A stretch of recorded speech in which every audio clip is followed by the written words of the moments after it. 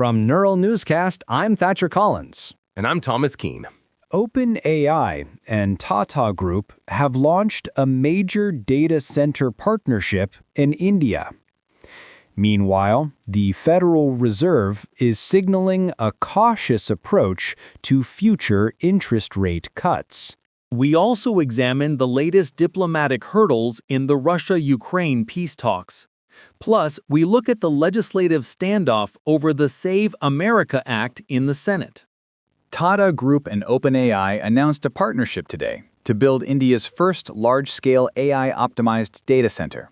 This project marks a significant step in the nation's infrastructure. It aims to position India as a global hub for sophisticated data processing.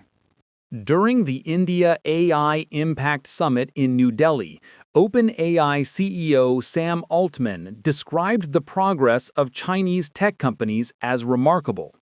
He noted that their advancement across the entire tech stack is incredibly fast. He placed them near the global frontier. This new data center represents a key moment for technology cooperation between the U.S. and India. It comes during a time of intensifying global competition. Both companies are looking to accelerate the development of artificial general intelligence while expanding regional capabilities. Turning now to the economy, Federal Reserve officials indicated in their January meeting minutes that they want more proof of falling inflation.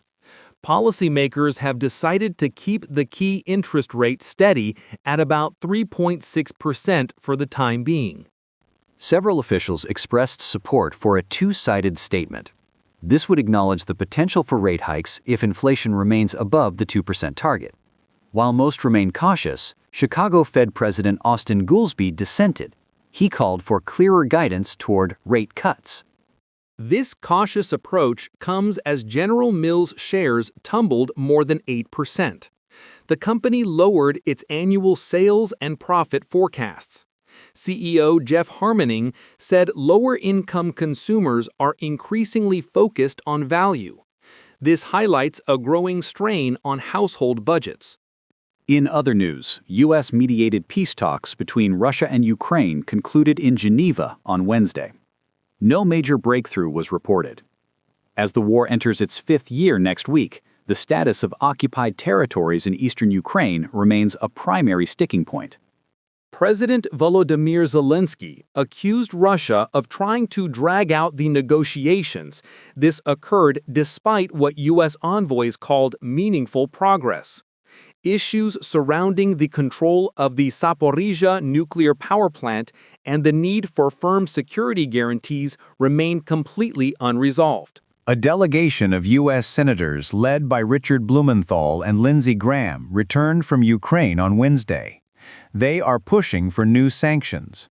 They are co-sponsoring a bill that would apply a tough sledgehammer of tariffs and sanctions to pressure President Putin. Next, the Save America Act has reached more than 50 votes in the Senate. However, it currently faces a potential Democratic blockade. This legislation pairs new voter ID requirements with tariff provisions that have drawn sharp opposition from across the aisle. The debate is unfolding while the Department of Homeland Security remains in a partial shutdown due to funding disputes. President Trump has called this a Democrat shutdown. He claims they fear the momentum behind the push for more secure elections.